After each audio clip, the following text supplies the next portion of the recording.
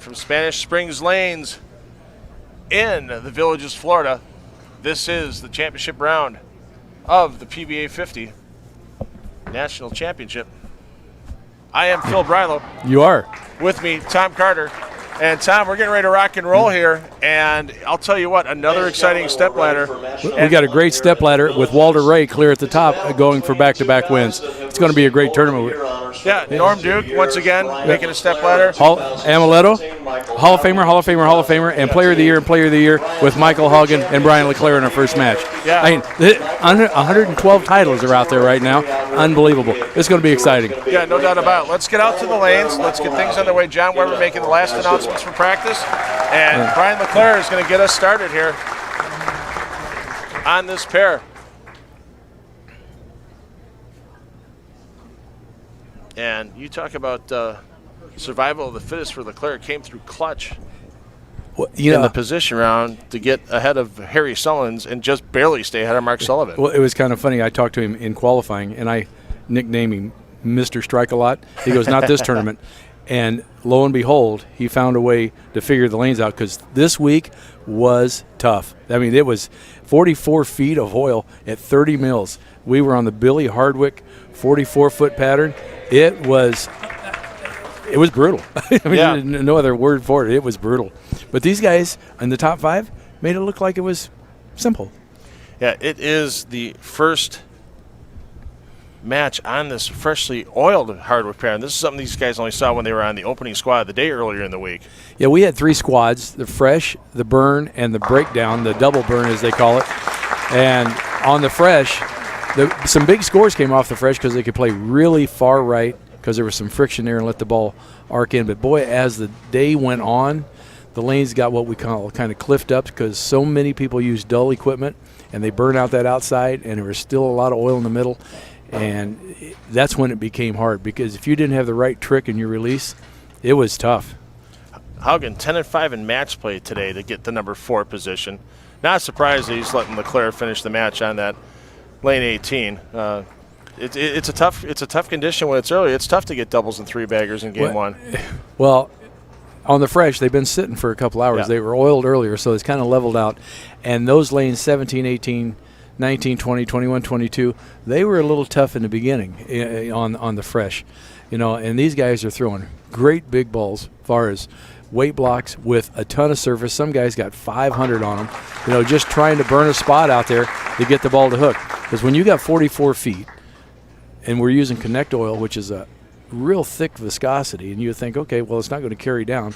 But when the plastic balls went across the lane for spares, it carried down, and it made the back ends really tight. In the beginning, you had back ends, you're going, boy, this is going to be fantastic. But as the oil carried down because of the viscosity of the oil and the plastic balls going across the lane for spares, the back ends got enormously tight. And we watched some outer ranges. I actually watched Chris Keene throw one shot. It was a 10-pin set clear over to the 9-pin spot. And Haugen does the job on the 10-pin with that shot. And you're going to see the guys are playing them pretty straight. Amaletto being kind of the freak of the top five because he hooked it more than anybody in the tournament. And if you look at the guys that cashed and the guys that made the top 32, a lot of the guys are pretty straight because there was just so much oil you couldn't really swing it very much because the ball just never picked up on the lane. And I don't care what kind of surface you had. And as you see right there, it's a 44-foot pattern for these players at Billy Hardwick, but they don't want the ball to get past that end of that pattern before it starts to roll, do they, Tom? No, they want this thing to start rolling. I mean, we were actually telling guys to start looking closer, get the ball down earlier, start getting this ball to read, because if it doesn't start reading the mid lane, at 44 feet, you only got 16 feet of transition. Lane's only 60 feet long, right? So when the ball comes out of the pattern, and with that kind of volume, the ball doesn't really want to make a move. You just watched Haugen there, and he's a pretty straight player, and he's kind of going up and at him. And wait till you see Walter on this. I mean, it's going to look like he's playing horseshoes. LeClaire finished third in the season opening Johnny Petraglia BVL Open last week. Ended up losing to eventual champion Walter Williams Jr. And how about that for LeClaire front three? And that's going to require a little clear in the dead, but I'll tell you what, Tom. The staff here at Spanish Springs Lanes, they're going to be right on top of that. I guarantee it's not going to take more than 10 seconds for that pin to go away. But this place, Larry Ducat was. It's gone already. Yeah, it's absolutely amazing. I mean, they treat us so well here. And a round of applause to the fans. So you see Larry behind. Yeah, he's Brian like LeClaire. He's like, they better get that deadwood now. It's beautiful. Michael Haugen Jr., of course, he's our reigning Player of the Year, and last year won 2 titles, the Giant Petraglia Beeville Open and the River City Extreme Open. Haugen just rolling the devil out of that ball, starting it up. He's got surface on it. He's got the pin down, another big ball, and you just can't give the pocket away on this, at least not in the beginning, because they're just so tight. And he's playing like up, looks like right up 5. Now, LeClaire with more hand, he's like 6'7", 7'8", yep. Taking it out to 3. And if you got enough hand, you can get it to come back. LeClaire using that idle pin up, no hole. He said he went to it, and it gave him his best look down lane because the guys were having problems for the ball actually driving through the pins. You could hit the pocket all day. It's just a matter of getting the ball to strike. Yeah, we saw a numerous amount of 7-10s in the middle of the match play rounds today. And there's Haugen answering back. And that was one of the best hits that you had. It was that almost, wasn't quite half pocket, but it wasn't high flush. Solid hang low, Tom. I had to switch. They're tight. Michael Haugen Jr. coming over to our microphone and giving us a little extra bonus coverage. Yeah, I had to switch. They are tight. Walter, even down in practice, said they were tighter than they've been. So LeClaire looking to keep it perfect here. He's got his big knee brace on. He wore it the whole tournament. He said he wore it the whole tournament last week, and it was my mistake. I said he only wore it in the match play rounds, but he said he had it on the whole week, and I told him, I said, I didn't see it. So LeClaire still, the 10-pin advantage is still perfect through 4. Well, as much Avalon pads and Scotch-Brite pads that were down there, these lanes are going to change. Is it because they know there's fewer players bowling in a stepladder final that they really want to change the lanes themselves? Well, they're trying to make the shot better for themselves, and not that they say there's no defense in bowling, but they might be changing them to where the other guy can't quite hit them. Yeah, because that's the problem right there, because LeClaire is swinging it, and if you swing it, you hit that OB at 44 feet, and there you 24810. And I don't care how good you throw it, it just doesn't come back. Ball speed was a big issue this week. You had to have a lower ball speed. You had to get the ball to pick up. I mean, best analogy, I guess, if guys that live in the Midwest, you start out driving your car real slow on ice to get some kind of traction, and they had to do that here because 44 feet oil at 30 mils is a boatload.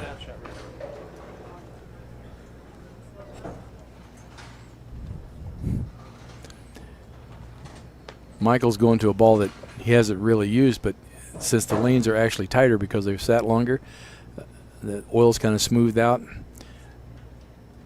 He just needed some more surface. And Michael's a pretty straight player, but he can hook it if he needs to. But if you go around it too much, the ball just skips through the front.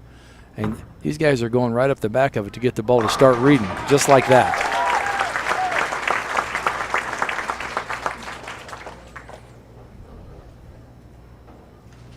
One thing about it, when you're bowling in this match play on this lane condition, it is definitely not over, no matter what happens until the 10th frame, because strange things happen on this pattern. I watched a guy earlier today, Kevin Croucher, had the front 9 and split the 10th for 263 because he bowled Amuleto, who had 269. You think if you have the front 9, you're going to win, and he split the 10th just because you push that ball just a hair farther and you're in trouble. Michael got that. Hey, he's playing farther out. He's playing 3-4, and he's taking those half-pocket hits, which is good. That's a good carry in this place. Because you hit flush in this house, there's a lot of times you leave 4 pins and 10 pins, and you're thinking, man, that was a good shot, and it just doesn't carry. And you just mentioned the never say die attitude about Amuleto in that match. There's a guy who knows about it. It's this guy here, Michael Haugen, down 51 with 4 frames to go in the 2008 TOC. Against Barnes. Against Barnes. And he comes back to win. And that's what a professional does right there. Haugen jumps all over that opening that LeClaire left him. and ends up getting out to a 28-pin lead. Well, these guys, their focus and their mental game is so strong. I mean, they're in it so much. And I think the oil's changing. You know, it doesn't. There's so much of it in the front part of the lane, isn't there, this pattern? And it's just such a thick viscosity of oil. We use Connect, and it's just there wasn't a big margin of error. And for the guys that didn't actually execute well, let's say, this week, you could see it because, I mean, the ball just went. And that was a tough spare 10-pin because there was so much oil in the middle. The ball just kind of like hydroplaned to the right. So Leclerc with the spare still down 28, 4 frames remaining. And what's the move after that week 10? Next time he's up in that lane, do you think? Just throw it better? Yeah, you just got to throw it better. You got to get it into a roll, and you can't give it away. I mean, Brian's a big, strong kid, and he can definitely get the ball to roll. Leclerc, 18 PBA regional titles and 4 PBA50 regional titles to go with his PBA50 national titles and that Player of the Year award. So he got that ball out earlier, quicker, and it made the turn. And when you try to get it out too late, it just doesn't have time in this oil. And the fact that Mike is using a lot of surface out there, I mean, this is helping burn a spot. So it could be beneficial to even Amaletto in that next match because Amaletto likes to send it right. So, you know, he's got to have some friction to bring it back. Michael kind of unique, you know, that side shot when you watch him. I mean, he's a tall, slender guy, but his bowling shoes don't have slide soles on them. He just flat plants. That's a rubber sole on his left shoe. And guys keep thinking, well, man, isn't that going to hurt his leg? And probably if you were my size, it would. But, you know, and he's done it forever, and his body's just used to it. But one thing about it, you know where your body's at and your leverage is at. Because if you're actually bowling basically in tennis shoes, if you're not leveraged just right when you get the line, you are kissing that lane at some point. You're going forward. So Haugen back out to 38, making it look 48 and almost impossible for Leclerc to come back. He's using that half pocket on that left lane, and there's no reason for him to adjust to get higher flush. And it's got to be mandatory strike mode now for Leclerc because his maximum, I mean, you hate to say his maximum is only 252, but he got 290 going for Haugen. I mean, he's down 48 already. If he doesn't strike in the next 2 frames, it's pretty much over. Well, this pattern, I believe in just watching the guys that bowled really well. The straighter you can go through the front, the better you carry. Oh, that was a late 7-10. The wry smile on the way back as he toppled the 7 and 10 both to the left. That's a little unusual. Well, if that would have stood, it would have been game, set, match at this point with the way Haugen's bowling. And there, watch that pocket carry at the end, and watch that 7 and 10 and just tip, and then.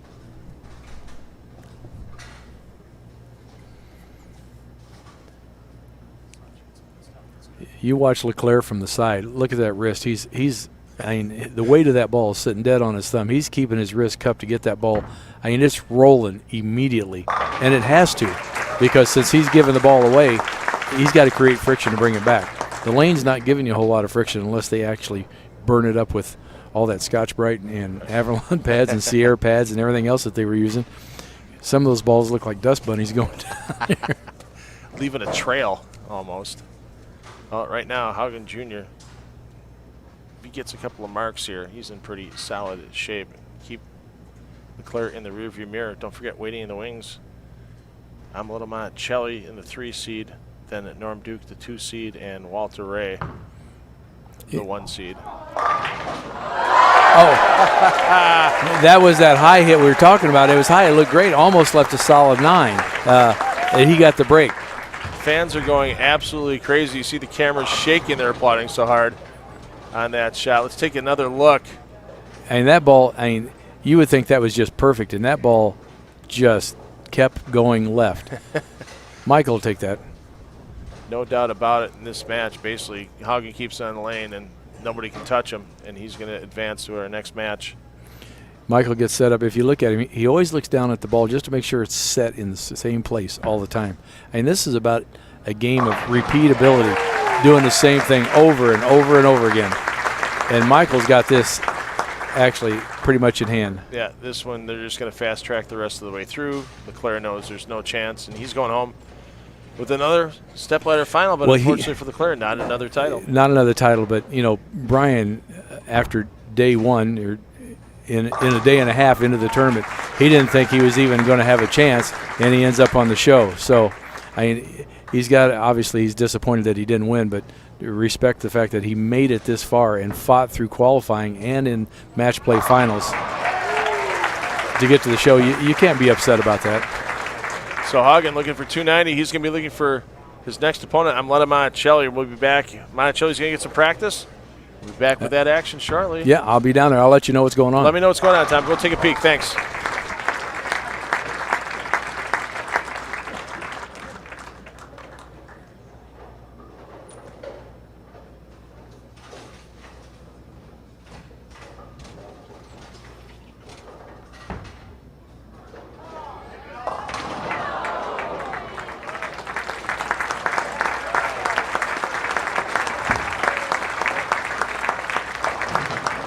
Nice hand for Brian LeClaire, everybody. Congratulations, Brian. Another top 5 finish. Michael Haugen moving on, and Leonard Monticelli coming on for his 6 warm-up shots. We'll get match number 2 underway for you. 6 shots for Amleto. It's a little quiet in here. We need some people cheering for Amleto and Michael.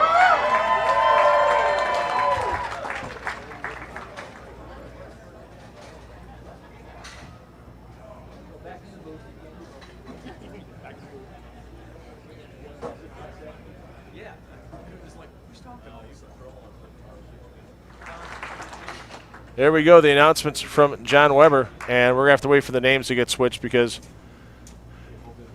on the scoreboards down there, we have them right here on our scoreboard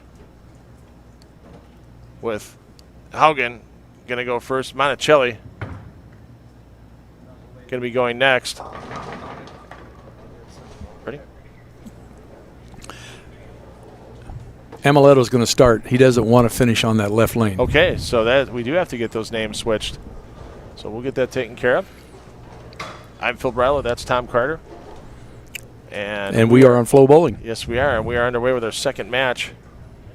Haugen Jr., the big game to open things up and take out Brian LeClaire. And then you hear the crowd right there go, oh. Yeah, because they thought he threw it too far to the right. It's been that way all day for Amleto. And for where Amleto was going to play, we thought he was going to play, it hooked too much too early. And he goes, I got to move in. And we actually went to a pearl ball instead of a solid that everybody else is using. But Amaleto's got more hand and wrist than, you know, the average bear. Yeah, you see that ball make that turn too and just roll and roll hard. And if it roll sets to the pocket, the carry is incredible. There's Haugen, first shot, first frame, and both bowlers strikes on the board. That same ball that's pinned down with a mass out, get that ball going, got some surface on it.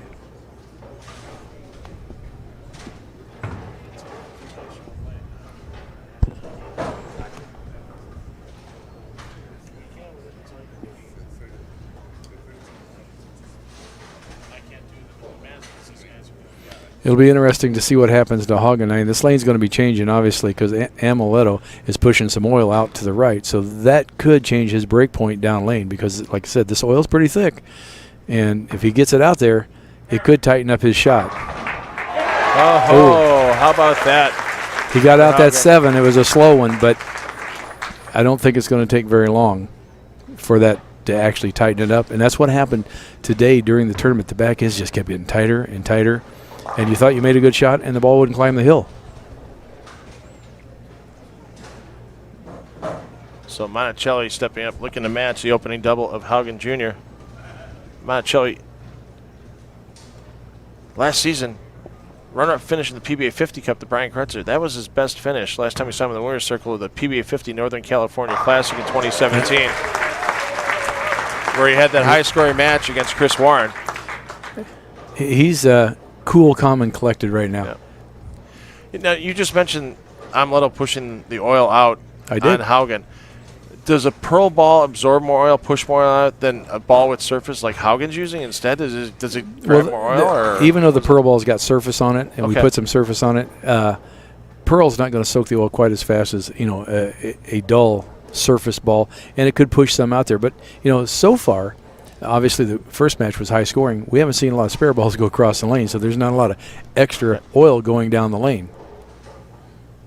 So Monticelli opening turkey, hanging out on about 3 board, and just let it part the 8-9 beautifully. Yeah, he slowed his speed down, so we call it going around the shot. He's actually trying to circle the shot a little bit because he's got more push in the front part of the lane.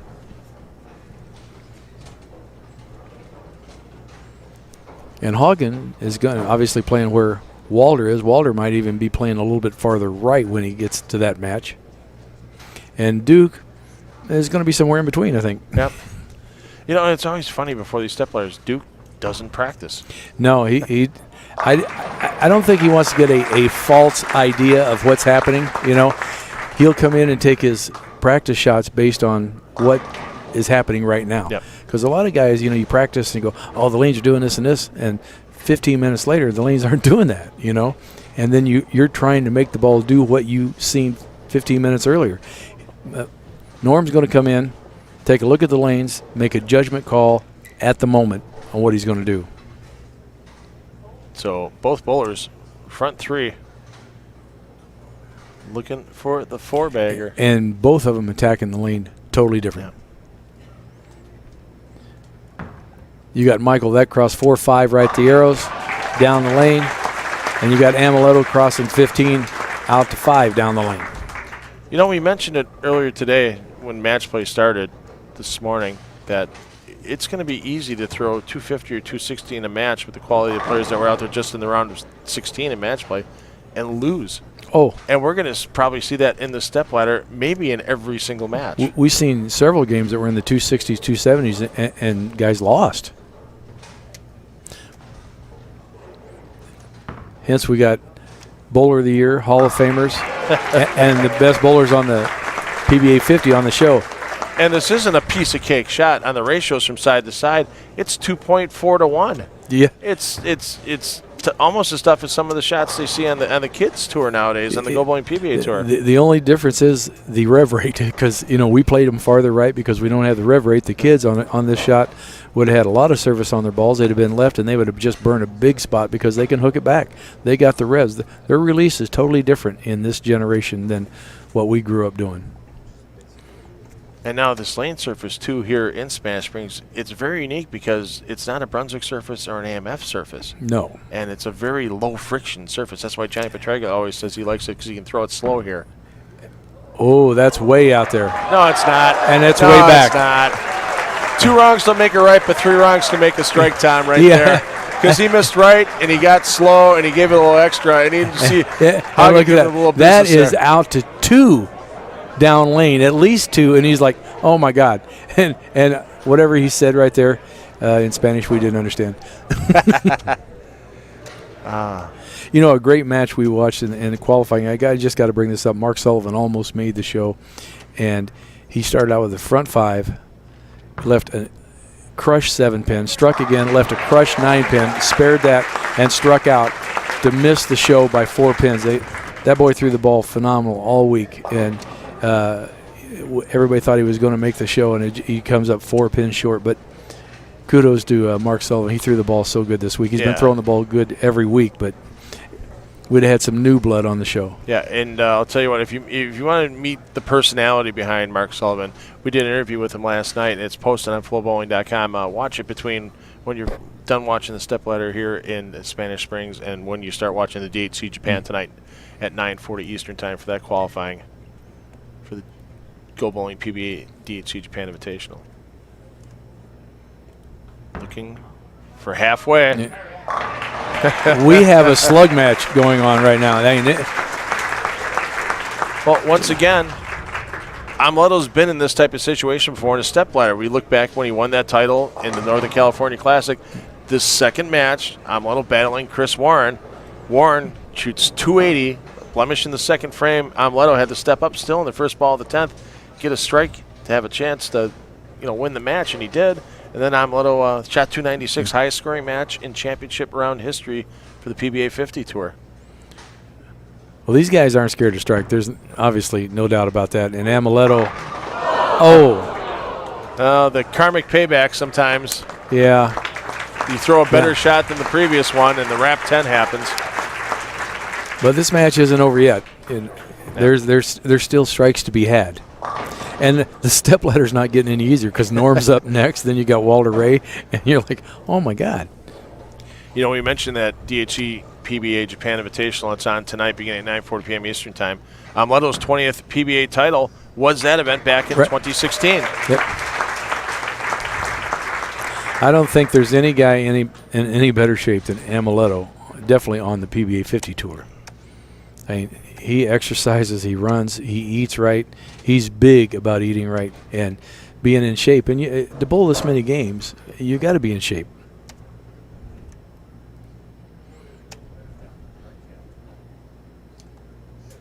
It was 34 games that they bowled this week, not counting practice and pro-am. And, you know, so they got at least 50 games in this week, and that ball's not near as far out. He knew he got the last one too far out, so this one comes in. So he's shooting a possible 279 if he takes it off the sheet. And once again, and Tom Clark announced this last year at the FloBowling Fall Swing, it's not the $1 million they offered on Fox this year, but hey, still $1,000 if a player shoots a perfect game in a stepladder final on FloBowling. So, you know, a little extra something for these guys to shoot for. It's incentive. That's a big thing.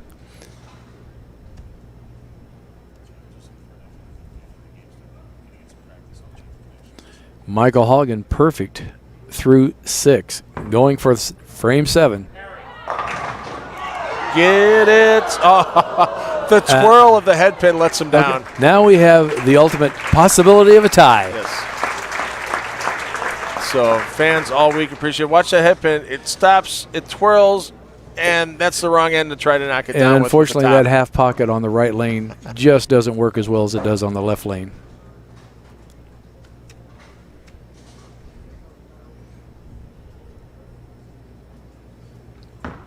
On the spare shot, it's amazing. Some guys had so much trouble on the fresh with 7 pins and 10 pins because they couldn't get. It went to the 10 pin too fast and it never got to the 7 pin.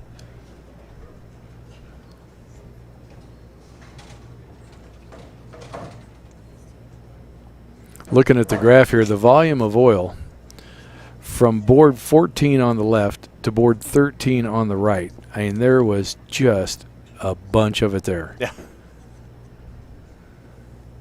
You know, you mentioned Sullivan finishing in 6th, just missing the show. Other finishers, Harry Sullins 7th, Kevin Croucher 8th. Lenny Borsch, our defending champion, ends up 9th. Wiseman finished in 10th position. Danny Wiseman, first PBA 50 event. And that 7 went a little late there for Haugen. Yeah, he's shaking his finger at, no, you're not going to stand. Lenny Borsch won this tournament 3 times already. I asked him today, I go, which locker's yours? Because, you know, at one point he was, you know, in the top 5. I'm going, oh, my God, he's got a chance to win this thing 4 times. So Monticelli, strike here, pulls him back to even.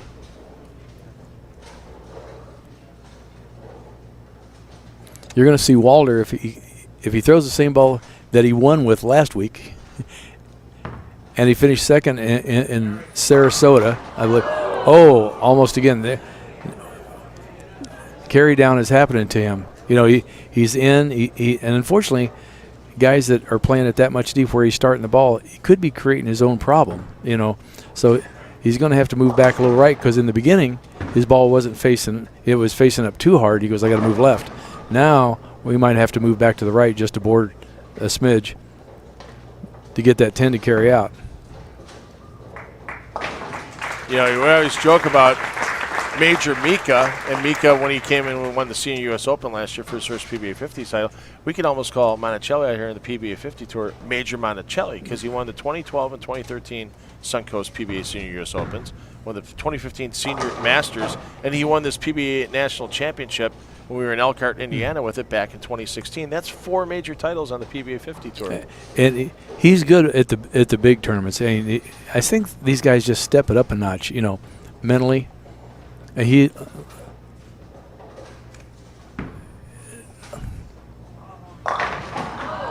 Oh, the wrap 10 that time. That's just vicious. Okay, I definitely think, just my opinion, that he better migrate a little bit to the right.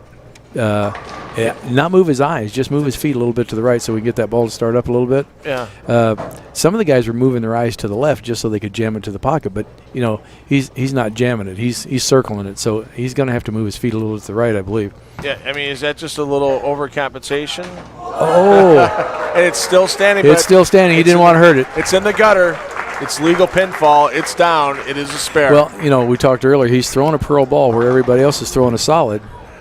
And that's going to slide it off just.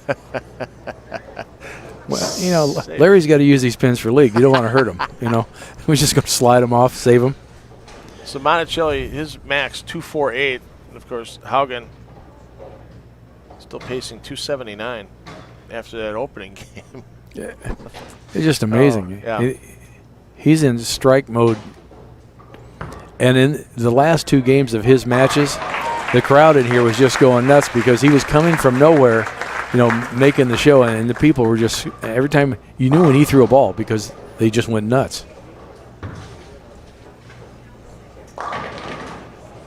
So Haugen Jr. right now, He's in a commanding lead right now. This first shot in the 10th could be everything. Yeah, I mean, right now with 248, a mark here for Haugen puts him in the 250s. Yeah, so But I don't want to black cat anybody. All you have to do is mark. Did Norm Duke say that today against Amuleto in match play? And then, yeah. Quality shot, quality result. And we have a winner. And take an extra look at Haugen's shot in the 10th frame to lock that match up. And you can see his ball never goes to the right. I mean, it's up the lane to the left. So he never run into that hang spot. You know, Amuleto get it done, moves the hair to the right. But you don't know when that's coming. When you've already had, you know, a five-bagger, you don't expect it to happen that fast. Right. And it just shows you the aggressive bowling balls, the oil patterns that are, the amount of oil in the pattern makes things change almost instantaneously. Yes. Well, Tom, I know that you got to go check up on Walter really quick, and this match is in the hand. Get a little info on Monticelli, what happened to him there, what he thinks, and we'll be back with our semifinal match. On the job. Michael Haugen Jr. taking on Norm Duke in our semifinal match coming up next.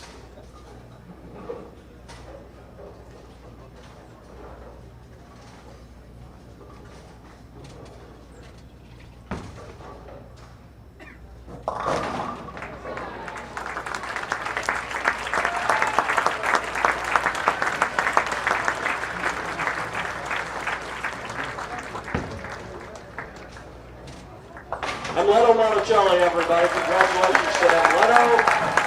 Good match.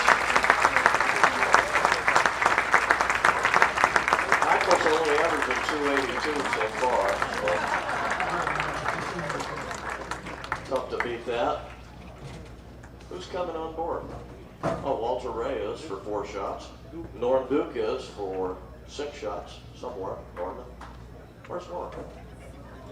There's Norman.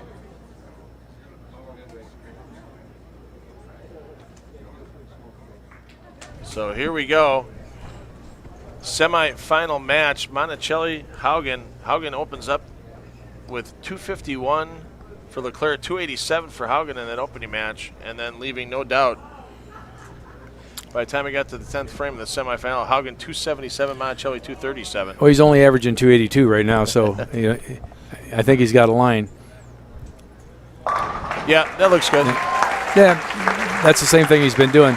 But he's bowling Duke, and when Duke's practicing, it looked like Duke was right on top of his shot. So there could be some changes. When I talked to Amuleto after he had the front 5, he went down there, I said, what happened? He goes, it just didn't hook. He goes, and he didn't see it. And I said, we didn't see it on the camera either. He just must have pushed a little bit of oil down there. He said, I ended up moving right to try to get it to come back up. He just, That ball rolled strong when it got to the last 5 feet. Yeah. Wow.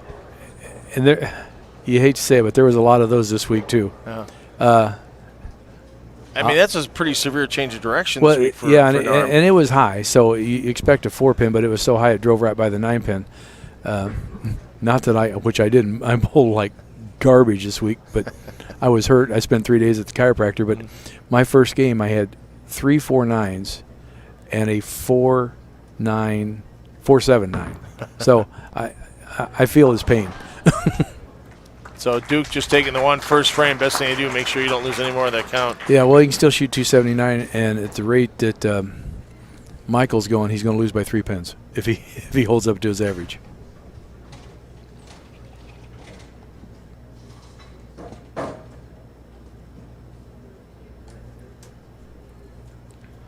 So Duke. This match is going to be a little bit slower because Duke's going to be Yeah. taking his time. He's going to change the pace, I guarantee you. Duke finished second here last year to Lenny Borsch in the PBA50 National Championship. And tell you what, there's no such thing as a lot of carry down through the back end of this house when you see that head pin stop like it Right. did. Well, right now there isn't, and Right. they just swept off the 10-pin. So they'll get that respotted. Right? No, it's back already. Wow, it's back already. Holy cow, that didn't take long. That's staff here at the Villages once again on top of things. They're sitting on top of those pin setters back there. Well, when you got your boss sitting in the front row seat watching the show, you're going to do something. And Norm, of course, staying with the spare ball, or the strike ball for the spares. He does it all the time. He's got that ability to really flatten his wrist out and actually back it up a little bit. And it just gives him one more ball in his arsenal if you can do that. And you see more and more guys trying to do that. But that is really tough to do. It takes a lot of practice to be able to keep your wrist that straight and back it up at just the last second. You know, it's interesting right now. Haugen just taking the pace that Duke's kind of setting here. You know, Haugen a little slow getting out of the set tee area. Well, you know, you can't let things – if something gets into your head, then it's going to affect you. And he's like, okay, if you want to play that game, I can do the same thing, you know. Great shot there by Haugen. He might take a walk and go get a Coke. We don't know. You know, he had a few solid games last year when he won that Johnny Petraglia BBL Open. And I think there's a guy in the building here that would like a rematch for a title against Mr. Haugen. And I believe that man's our #1 seed. That would be Walter They Ray. battled each other last year for And the championship. In he led this Farmingdale. tournament by 300.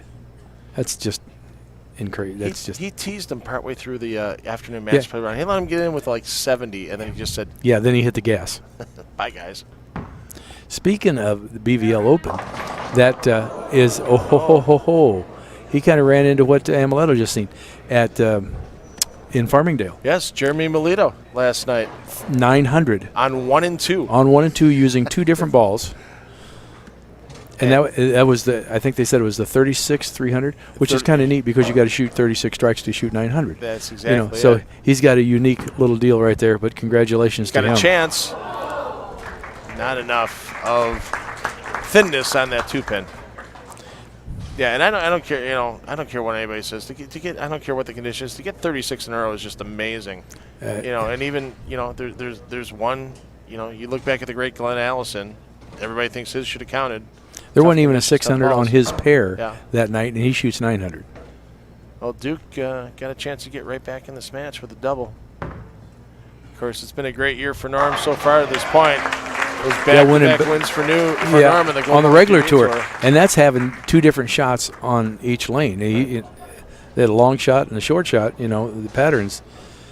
And But we know, everybody knows that Duke, when it comes to grinding, he's a grinder. I mean, he's got so many tricks that he can do with a bowling ball. I mean, today, at one point, he's playing the gutter, and if you turned around 2 seconds later, he's inside it like 4th arrow going around it, trying to find something where he's going to give him the best carry. I mean, he is not scared to move across the lane. And there's he's moved champions do. Yeah, he's moved inside of where he was. He was going up 2-3, and he just went up like 6-7, 7-8, and he might be trying to get away from that hang spot. That because the lanes, even Walter said, are getting tighter, and if everybody's outside playing there, they could be pushing some of that oil down. I mean, there's not that much to the outside, but when you have Amuleto pushing some stuff out there, yeah, that break point could get a little wiggly. Or at least that's what we call it. It looks like it's going to hook, and it doesn't. And now with Haugen. There's that 9. Last time he got that 9-pin out because the pin came across and got it. Yeah, and is that just maybe the slight mental overcorrection from the 210 the frame before? You know, like really get this one on the bottom? Well, yeah, you know, when you leave one and you see what Norm's doing, you're going to make an adjustment. And you're like, well, I don't want to leave, come in light again, so I'll either rev it a little harder. I'm going to move a board, half board to the right, and see if I can catch it because he's going up and at him. He's not really giving it away. But when you're bowling somebody like Norm, you can't give him a break because he's going to jump all over you. So Duke, the advantage of 3 pins currently. I'm sorry. Yeah, Duke is the 3-pin advantage because he's on the double. If Duke were to get another strike, he'd have 59 in the third, where Haugen Jr. would just have 56 in the third. 9 spare up. Michael's got to get back on the horse here.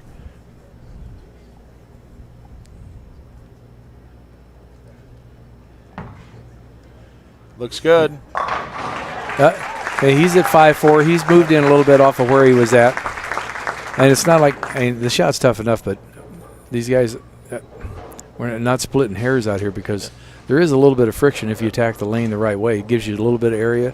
But if you're in the wrong part of the lane on this pattern, 140 is a real good score. So Duke looking for 3 in a row. We had this pattern in for the Pro-Am, and the Yams were like, we don't see this much oil all year long combined, you know. And there it is for Norm, the 13-pin advantage now for Norm as we get an extra look at Duke. And just look at that. Classic style, post it. And there he is at 7-8. He's taking it out to 5. He's not giving it away a whole lot, but he's rolling the devil out of the ball. And you don't see a big snap because that's what's hard to control, and especially when you got this much oil. Trying to create a big angle entry, again, yeah, that's pretty to look at, and Amuleto made it look pretty for 5 frames, but look what ended up happening. So Duke looking for 4 in a row. Winner of this match advances to top seed, Walter Ray Williams Jr. And that was outside. That wasn't where he played that last shot. That was more like 4-5. Tried to maybe guess a little bit more breakdown than was actually at. Yeah, you know, well, that's the hard thing about our sport. You know, there's no trees or water or sand traps out there. I mean, to tell you where not to hit it or throw it, you know. You got to read your ball motion really well, and you got to know that you executed the shot. If you executed the shot and you really watch ball motion, you got a chance of making a good adjustment on the lane. But if you just throw it and don't see any of that, you're just guessing on where to go, you know. The big thing about bowling on a tough shot is you got to believe that you're making good shots. And if every shot you throw, you go, oh, that wasn't so good. Well, how do you adjust off of that? You know, by the time you wait for you make a good shot, it could be the 10th frame, you know. So Haugen, one of the 2 allowed re-racks per game. Other top finishers this week here in the Villages. Dale Schuda finished 11th. Gerald Bauer 12th. Sammy Ventura 13th. And how about John Petraglia? Johnny Petraglia, you know, led this tournament. And at one point, it didn't look like he's even going to make, when we started this morning with the top 32, didn't look like he was going to make the top 16. And all of a sudden, he catches fire. He gets clear up to like 9th. And it's like, hey, here's a possibility for him to make the show.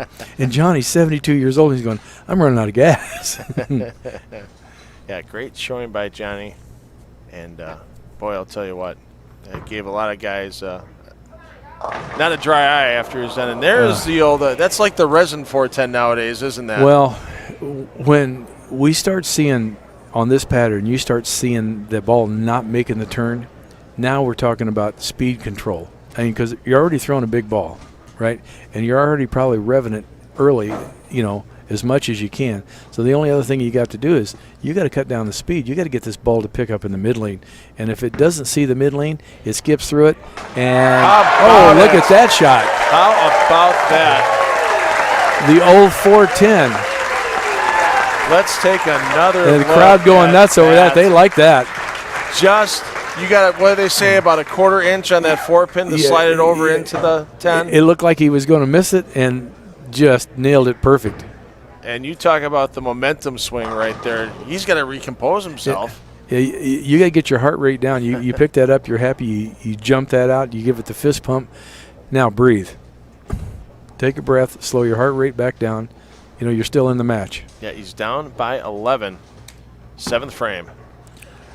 Cross 6, out to 4, and the love tap on the messenger. How about that for Haugen? And there's the high five with his wife, PT. There you go. The fist pump out of PT. How about that?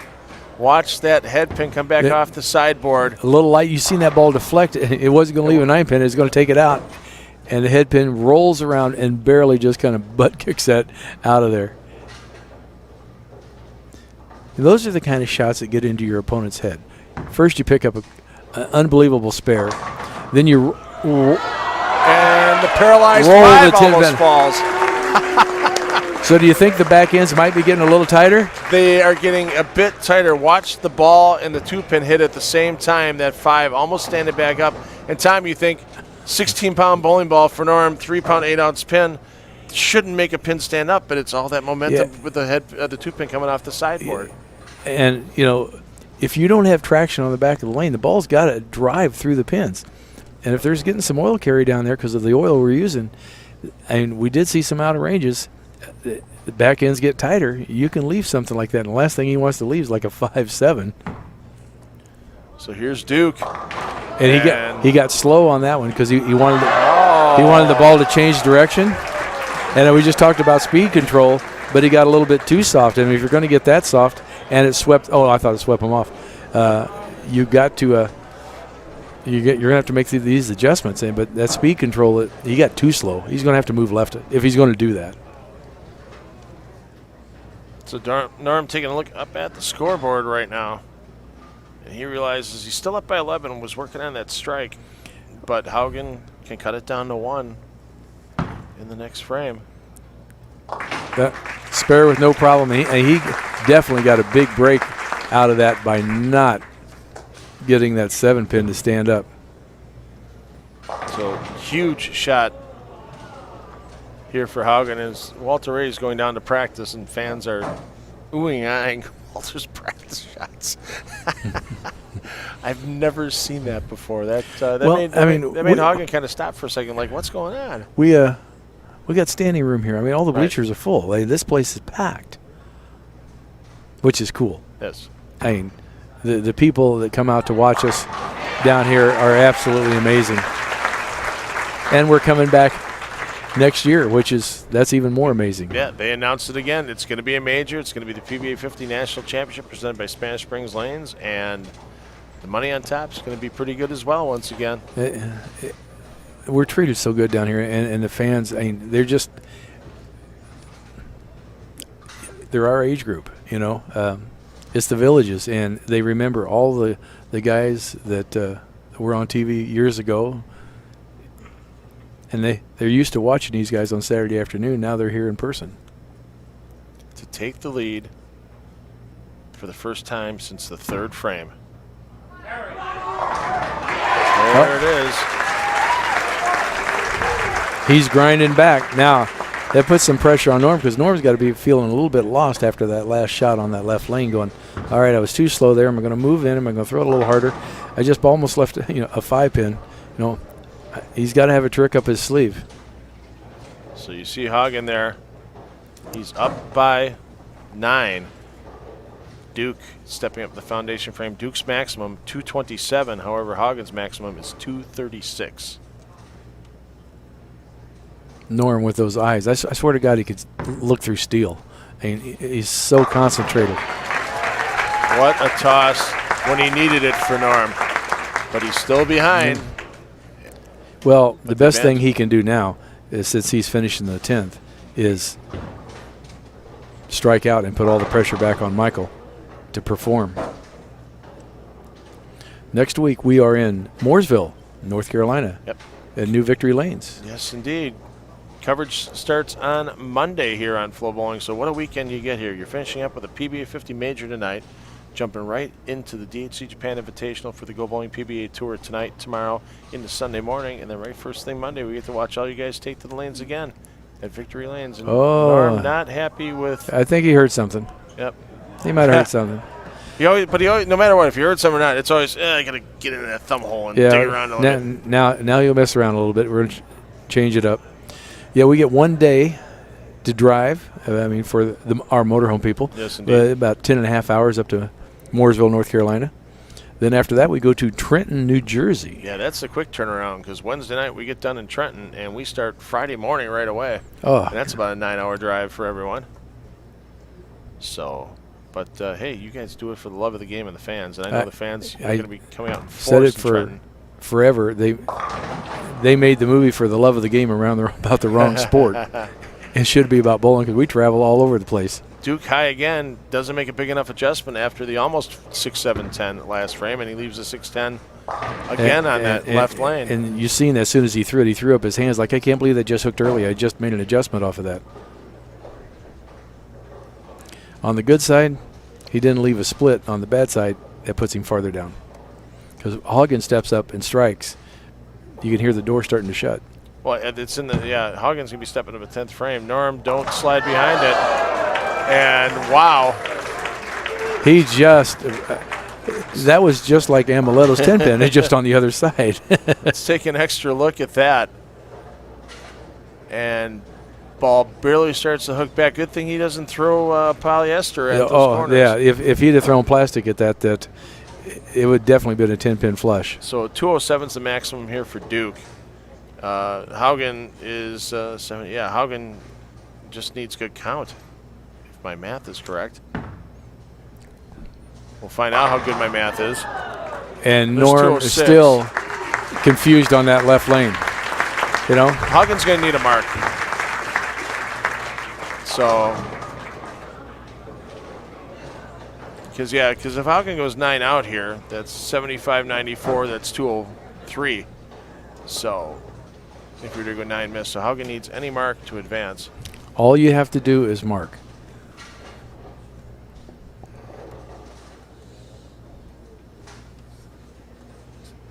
But sometimes knowing that's the key. Well, you can't think that way. You got to go up going, I'm making the best shot I could make.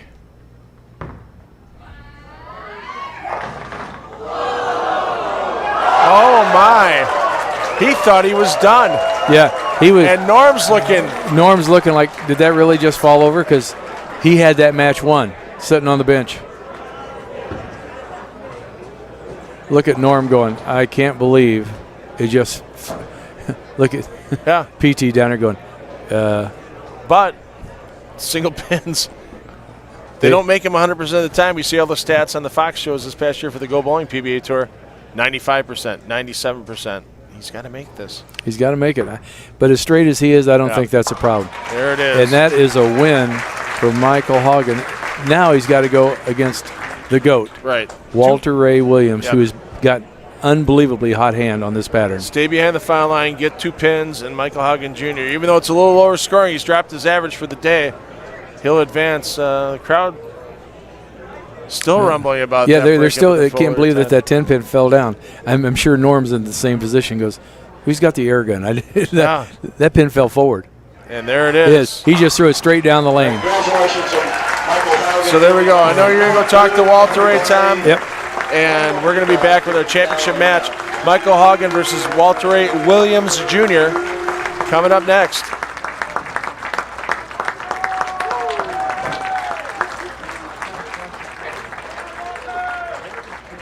And I'll tell you what, that was a back and forth battle for Duke and Haugen. Each bowler getting a break here and there.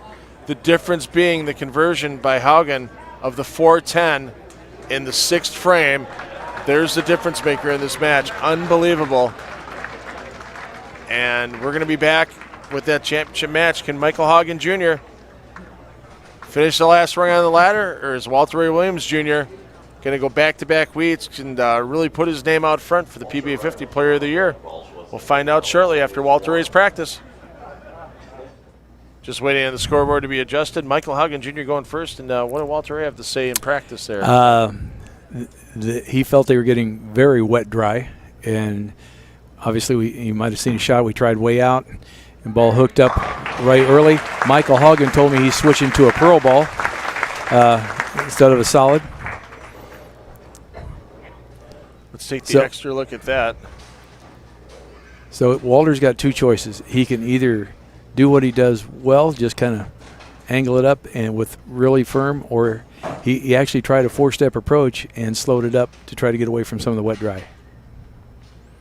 Walter A, first frame. Hey, I wonder who that is in the background. Did you hear Fancy? Yes, I did. You know, it's amazing. The two wives, they're going to be sitting near each other during this match. You know, PT, you see her sitting in the front, just getting back off the camera there.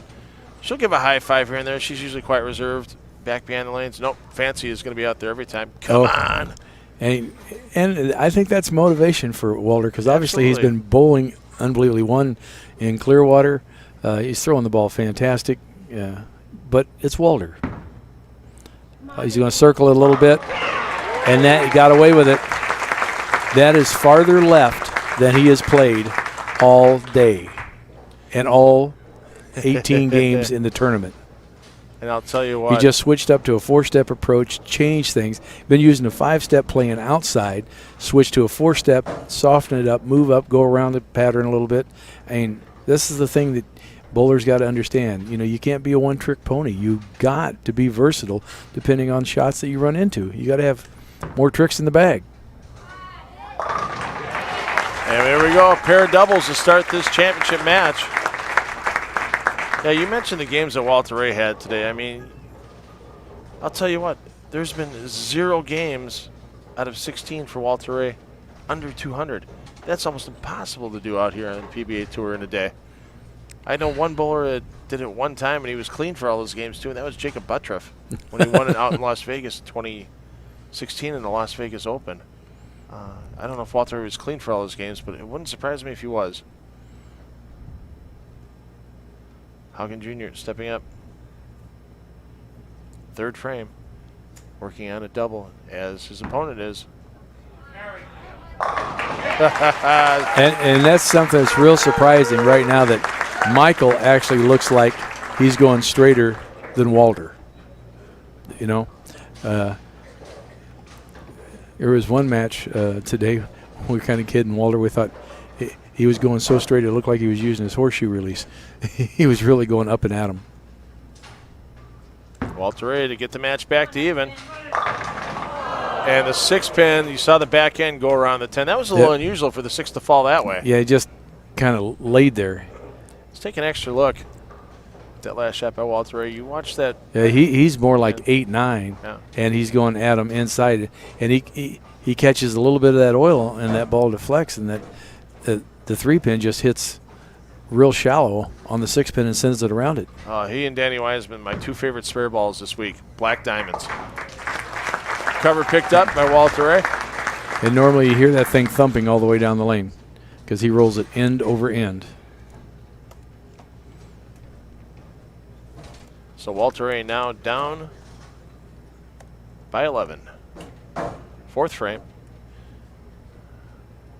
And boy, you think the front 10 he had last week in the championship match was kind of hanging in his brain a little bit today? It might have been, you know, but it'd been pretty nice, you know, to shoot 300 in the title match. That time the 6 just he's getting a little animated. So one thing about Walter was ahead by 300, and he had to bowl Amuletto. It was like Walter can't lose, and he was talking about, I wonder if I ought to throw it two-handed this game because I can still take the lead. But he goes, nah, and he just pounded him again. But here's what happens on a pair when you get a bunch of guys throwing kind of in the same area with a lot of surface. It really burns up that front part of the lane, and balls start hooking early, and you try to move in around it, and then all of a sudden now you're leaving weak 10s, flat 10s, because the ball doesn't make a move. And there it is for Haugen, front 4. One thing Michael does well and knows well is he knows his equipment. You know, he goes from a solid to a pearl. He understands ball motion. Some of the other 50 players back there, I heard some big bus tone chant coming out from the back, and Michael gave the arrow back out to him, the finger point. So but you notice he never took his eyes off of the lane and off of what he wants to do. He just acknowledged what he heard it and just kept right on. And you can't get in. He can't get out of his mode of striking. You know, you can't let other things in your head. Fifth frame goes high, and now you see his hand. He went like he thought it wiggled. Personally, I thought he got it to the right a little early. It caught some friction, and it just checked up. I mean, it wasn't as straight through the mid lanes as he's been playing. Well, a lot of guys were talking this week about the cliff, where all of a sudden it didn't just slowly develop. It suddenly just got there. And it was literally like the ball hooked, and you would make a 2-in-1 move and then hit the 3-pin in the face. But then you'd move back, and the ball went high again. I mean, we called it a cliff. It was, and that's what happens when you develop so much friction on one side because you're trying to get the ball to hook. You soak all the oil off the lane, and now, nobody played inside to blend it out, and it becomes a cliff. And that's that wet, dry condition that people talk about, a cliff, whatever you want to call it. But that's one of the hardest conditions to bowl on because you got to normally throw it harder and straighter, and you can't give it away a whole lot unless you just have a boatload of hand.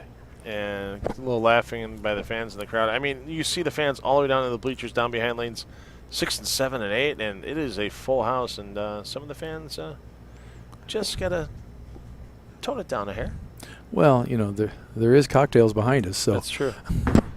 And Walter Ray does get the – I saw him release that ball, and it looked a little flatter than he had on that last shot where he had the 10 pin. So you think flatter release might leave a weak 10, and that time it didn't do it.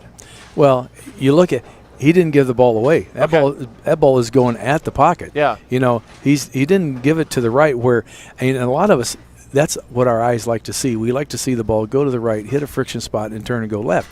And – Walter is very good at actually getting the ball to go from right to left at the pocket, and he sees that. Sixth frame to take the lead back. Waving it back to the right, and it holds pocket. Because Walter's one of the guys, and there's a couple of guys that can do it. I know Chris Barnes can do it, and Michael Haugen could do it, but Walter can actually play so far right. He can throw it over the right gutter onto the one board and go at the pocket. Now, most people, they're scared of the gutter anyway, so they're not going to get far enough right to throw it over the gutter. And if they do, they throw it to the left gutter because they throw it in, they don't want to hit the lane. Sure. Haugen Jr. to stay within a stick. And that ball you think the front part of the lane's changing? Because that at about 18 feet, that ball starts going left. Right. But the problem is you don't want to move left and catch all that cliff that we talk about because that at 13, 14, that's where that oil is so deep that the ball could just push to the right and not even hit the head pin. He can move 2 boards to the left with his feet, one with his target left, and he can miss the head pin to the right as much as that cliffs. He goes, uh-oh. You heard him say it. That is something that is uncharacteristic of Michael Haugen, missing a spare that way. I mean, he started that thing right, and there's so much oil there, the ball never reads it. It just keeps going. It hydroplanes, and that's where young people, amateurs starting, they always think they got to force the ball to the right. And when it's going across that lane, there's so much oil there, the ball is is going to fall back. There's no friction there, and it's going to fall back towards those pins. You just can't start it up too much. Got to strike here to keep pressure on Walter Ray. And the cliff, you watch that ball never pick up friction. He moved his eyes in and hit the cliff, and the ball never read. Now, this is where, in qualifying, the guys that figured it out obviously ended up here today. But there were so many guys that it was tough to figure out. When we got on that double burn on C squad, oh my God, the cliff was so pronounced that it was so dry here and so wet in the middle, and you wanted to move left, but you couldn't get the ball around the corner. So the max now for Haugen Jr. is 245, as Walter Ray is going to be stepping up in the 7th frame, working on 3 in a row.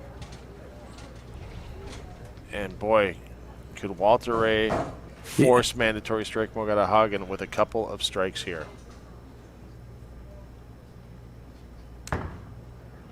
Oh, he slowed it up. Will it get there? Will it get there? Yes. That is what we call a slow rack. Look at Walter Ray walking that one off. Take another look at that shot. Now there's a senior messenger right there because it's crawling over there. That's one of my. You see him? He's begging for it, begging for it. Get there. Get down. That's one of my messengers. Except for it hit the pin and wouldn't fall over. Walter Ray 4 in a row, still a possible 279. Stepping up in the 8th frame. Well, that would be tough if he shoots 279. He had 288 last week in title matches. And he's trying to put his stamp on PBA50 Player of the Year early. There it is. And it's now mandatory strike mode for Haugen. Nothing but strikes is going to be have to go on the scoreboard to have a chance. And that's what Walter Ray given. And that's with Walter having some opens. You know, I don't foresee that, but anything could happen. I mean, if Walter Ray were to go open, he'd be in the 230s with good counts. Haugen started that one up. Haugen's maximum right now is 245. The good news for Haugen, at least, is that, he had all his mistakes together. Right. Open with a 4-bagger, mistakes together, being closed with a 5-bagger, could still have a chance. This is the part of the game where Haugen seems to really light him up, and he did it last year when he was winning titles. You know, it's like he was cruising along, and all of a sudden somebody hit a switch, and when he beat Barnes that time on the show, at the end of he just all of a sudden got into strike mode. And he still has to be in mandatory strike mode to have any chance against Walter Ray, but it's going to be out of his control after the 9th frame because Walter Ray's going to finish first. He started out, he got away from that hook spot where he sent that one wide early, and it went through the nose. I think he's sitting back and kind of watching Walter a little bit and said, you know, maybe I can do that too.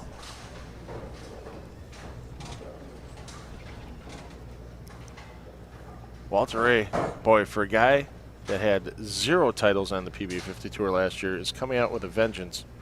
Yeah. In 2019. He's coming up. That's the same ball he used to win with in Clearwater.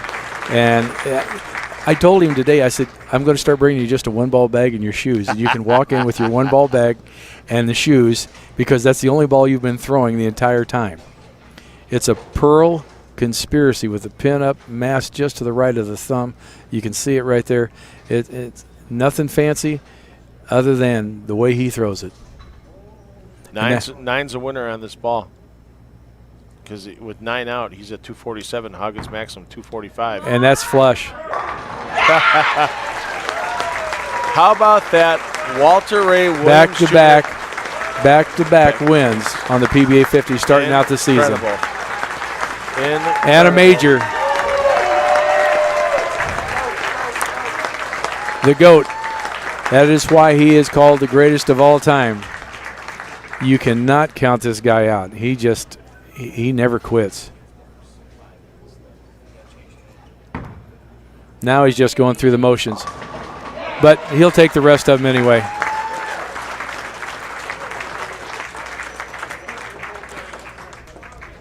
$279 in this title match, $288 in his last title match. Pretty incredible.